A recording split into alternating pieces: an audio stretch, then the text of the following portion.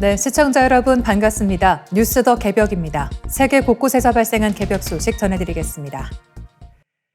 네, 도널드 트럼프 미국 대통령의 미국 우선주의가 역설적으로 한국 방위 산업의 성장 기회가 되고 있습니다. 미국이 동맹국의 방위비 증액을 압박하고 유럽 군사 지원보다 자국 무기 생산을 우선하는 사이 유럽 국가들이 한국산 무기로 눈을 돌리고 있다는 외신 분석이 나왔습니다. 미 정치 전문 매체 폴리티코는 한국이 세계 무기 수출 시장 9위에 오르며 주요 방산국으로 부상했다고 보도했습니다. 특히 한국은 유럽 나토 회원국 시장에서 미국에 이어 두 번째로 큰 무기 공급국으로 올라섰습니다. 한화그룹, 현대로템, LIG 넥스원, 한국항공우주산업 등 국내 4대 방산기업의 올해 합산 매출은 370억 달러, 우리 돈 약 56조 원에 이를 것으로 전망됩니다. 이는 2021년의 약 4배 수준입니다. 한국 방산의 강점은 빠른 납기와 가격 경쟁력입니다. 우크라이나 전쟁 이후 유럽의 무기 수요가 급증했지만 미국과 유럽 방산업체들은 생산 확대에 어려움을 겪었습니다. 반면 한국은 북한의 상시적 위협에 대응하며 구축해온 생산 기반을 바탕으로 신속한 공급 능력을 보여줬습니다. 폴리티코는 한국의 이른바 빨리빨리 문화가 방산 수출 경쟁력으로 작용했다고 평가했습니다. 대표 사례는 폴란드입니다. 폴란드는 137억 달러 규모의 계약을 통해 K2 흑표 전차, K9 자주포, 천무 다연장 로켓 등 한국산 무기를 대거 도입했습니다. 한국 업체들은 단순 판매에 그치지 않고 기술 이전과 현지 생산, 유지, 보수까지 묶은 협력 방안을 제시하며 유럽 국가들의 관심을 끌었습니다. 중국산과 러시아산 무기보다 정치적 부담이 적다는 점도 한국산 무기의 장점으로 꼽힙니다.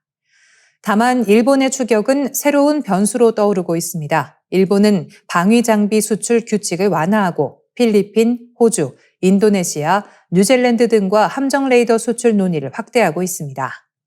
필리핀에는 미쓰비시 전기의 고정식 방공 레이더가 인도됐고 호주와는 일본산 호위함 수출도 추진되고 있습니다.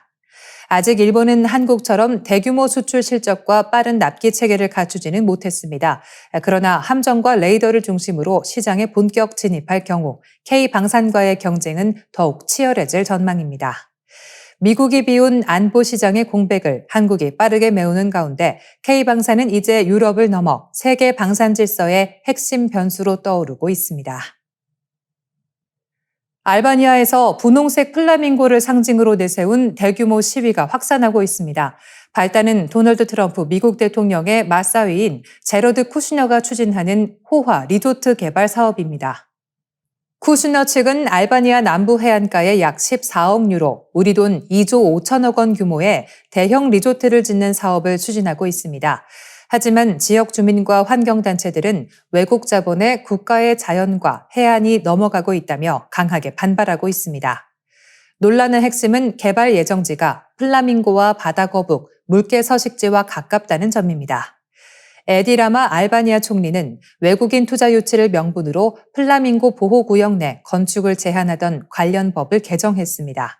여기에 트럼프 대통령의 딸 이방카와 쿠슈너가 리조트 예정지를 방문했을 당시 라마 총리가 직접 안내한 사실이 알려지면서 특혜 의혹까지 커졌습니다. 시위대는 종이 플라밍고 모형과 분홍색 풍선, 알바니아 국기를 들고 수도 티라나 거리로 나섰습니다. 지난 6월 20일에는 유럽 전역에서 모인 수만 명의 알바니아인들이 알바니아는 팔 수 없다고 외쳤습니다. 이들은 미국 자체를 반대하는 것이 아니라 외국인 투자 제도가 권력과 특권층의 이익을 위해 악용되는 방식에 반대한다고 주장했습니다. 일부 시위대가 미국 국기를 흔든 것도 이 같은 뜻을 드러내기 위한 행동이었습니다. 시위는 이제 단순한 환경보호 운동을 넘어 정치 부패와 기득권 구조를 겨냥하는 흐름으로 확대되고 있습니다. 시위대는 라마 총리뿐 아니라 야당 지도자 샬리 베리샤까지 물러나야 한다고 요구하고 있습니다. 연금과 임금, 임대료, 경찰과 언론의 책임 문제까지 의제가 넓어지면서 알바니아 사회 전반에 쌓인 불신이 한꺼번에 분출되는 양상입니다. 반면 라마 총리는 시위대를 극단주의자로 규정하고 개발 사업은 알바니아의 이익에 부합한다고 반박했습니다. 또 이란 등 외국 세력이 불안을 조장하고 있다고 주장했습니다. 하지만 시민들은 이번 리조트 개발이 단순한 관광 사업이 아니라 자연 보호와 국가 주권, 부패 척결이 맞물린 문제라고 보고 있습니다. 분홍색 플라밍고는 이제 알바니아에서 환경의 상징을 넘어 더 투명하고 공정한 국가를 요구하는 시민 저항의 상징으로 떠오르고 있습니다. 중국 내륙 물류 지도를 바꿀 핑루 운하가 완공 단계에 들어서며 시범 운항을 시작했습니다. 광시 장족자치구 난닝에서 통킹만까지 이어지는 이 운하는 총 길이 134km로 중국 서남부 내륙을 바다와 직접 연결하는 대형 국가 프로젝트입니다. 총 사업비는 약 700억 위안, 우리 돈으로 15조 원이 넘는 규모입니다.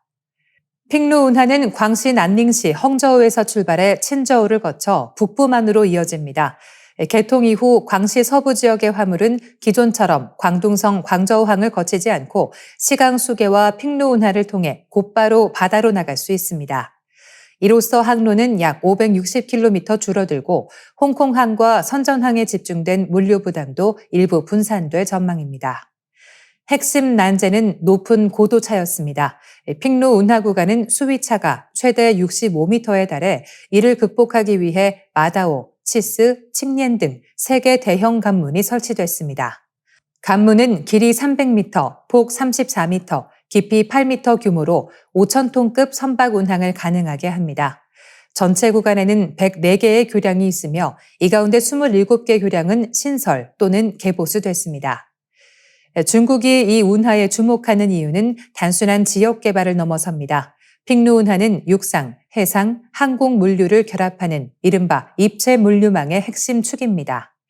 광시의 내륙 수로망과 윈난, 구이저우 지역의 물류를 베이브만 항구와 연결해 중국 남부와 아세안 북부를 잇는 국제 물류 허브로 키우겠다는 구상입니다. 이런 전략은 중국의 전국 교통망 계획과도 맞물려 있습니다. 중국은 고속도로, 고속철도, 항공, 내륙 수로를 하나의 국가 통합망으로 묶는 구상을 추진하고 있습니다. 특히 2035년까지의 장기 교통 계획에는 베이징에서 푸젠성 푸저우와 핑탄을 거쳐 타이베이까지 이어지는 철도 도로 구상도 반영돼 있습니다. 중국이 대만 통일 이후까지 염두에 두고 본토와 대만을 연결하는 교통망을 상정하고 있다는 점에서 이 계획은 단순한 물류 구상을 넘어 지정학적 의미를 갖습니다. 대만 해협을 건너는 방식으로는 교량보다 해저 터널이 유력하게 거론됩니다. 핑탄에서 대만 신주까지 약 125km 구간을 잇는 초장거리 터널 구상입니다. 아직 현실화 여부는 불확실하지만 중국이 국가교통망 안에 대만 연결 계획까지 포함해 미래 통합 운송 체계를 설계하고 있다는 사실은 주목할 대목입니다. 여기에 전기 선박, 메탄올 이중 연료 선박, 지능형 항해 시스템, 통합 배차 플랫폼까지 결합되고 있습니다. 선박은 한 번의 신청으로 관문과 항구를 통합 배정받고 센서와 통신망을 통해 항로 정보를 실시간 공유하게 됩니다. 이는 단순한 운하가 아니라 에너지, 통신, 물류가 결합된 거대한 국가 시스템입니다. 결국 핑루 운하는 중국의 내순환 경제와 서부 지역 개발, 아세안 연결 전략, 나아가 대만까지 포함한 장기 교통 구상의 한 단면을 보여줍니다. 앞으로 중국 중서부와 북부 내륙의 산업 제품이 저비용 수로 물류를 타고 국내외 시장으로 더 빠르게 쏟아져 나올 가능성이 커졌습니다. 한국 역시 새로운 중국산 저가 물류 공세와 공급망 재편, 그리고 동아시아 교통 질서 변화에 대비해야 할 시점입니다.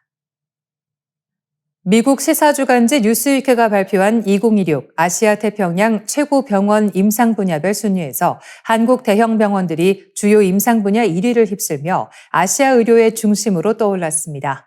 이번 평가는 뉴스위크가 독일 글로벌 조사기관 스타티스타에 의뢰해 한국과 일본, 호주, 싱가포르, 대만 등 아시아 태평양 11개국 의료진 8천여 명을 대상으로 진행한 온라인 설문과 의료 성과 지표, 환자 만족도 등을 종합해 산정한 결과입니다. 평가 분야는 암과 호흡기, 소화기, 순환기, 내분비, 신경과 정형, 소아청소년, 심장수술, 신경수술 등 10개입니다. 가장 두드러진 성과를 낸 곳은 서울 아산병원입니다. 서울 아산병원은 심장과 심장수술, 신경, 내분비, 정형 등 5개 분야에서 아시아 태평양 1위에 올랐습니다. 특히 심장병원은 뉴스위크의 아시아 태평양 병원 평가가 시작된 이후 4년 연속 1위를 지켰습니다. 한 해 평균 외래 환자 20만여 명, 입원 환자 6만여 명을 치료하며 심장 중재 시술 분야에서 세계적 위상을 굳혔습니다. 서울 아산병원의 성과 뒤에는 도전의 역사가 있습니다.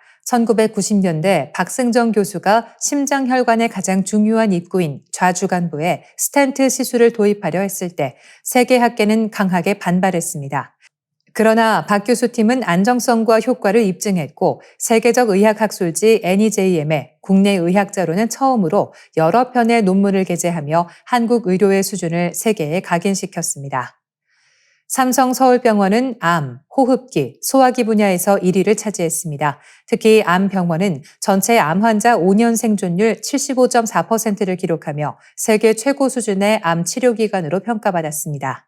국내 최초로 CAR-T 세포 치료를 시작하고 표준 치료법이 없는 환자를 대상으로 암 정밀 치료를 확대해온 점도 높은 평가를 받았습니다. 올해 처음 조사된 소화기 분야에서도 삼성 서울병원은 1위에 올랐습니다. 식도암과 췌장암 등 치료가 어려운 중증 질환에서 국내의 평균을 크게 웃도는 생존율을 보이며 최소 침습 수술과 정밀 치료 역량을 입증했습니다. 서울대병원은 소아 청소년 분야 1위에 선정됐습니다. 서울대 어린이병원은 국내 최초이자 아시아 최초의 어린이 전문 대학병원으로 소아암과 희귀질환, 선천성 심기형, 장기 이식 등 고난도 소아 중증 질환 치료를 이끌어왔습니다. 국내 최초 영아 폐이식 성공과 소아 백혈병 CAR-T 치료제 생산 등 진료와 연구 성과도 축적해왔습니다. 이번 결과는 한국 병원이 단순히 국내 최고 수준을 넘어 아시아 태평양 의료 표준을 이끄는 단계로 올라섰다는 의미가 있습니다. 중증 질환 치료와 첨단 의료 기술, 환자 중심 진료 체계가 결합되면서 한국 의료의 국제적 신뢰도는 더욱 높아지고 있습니다.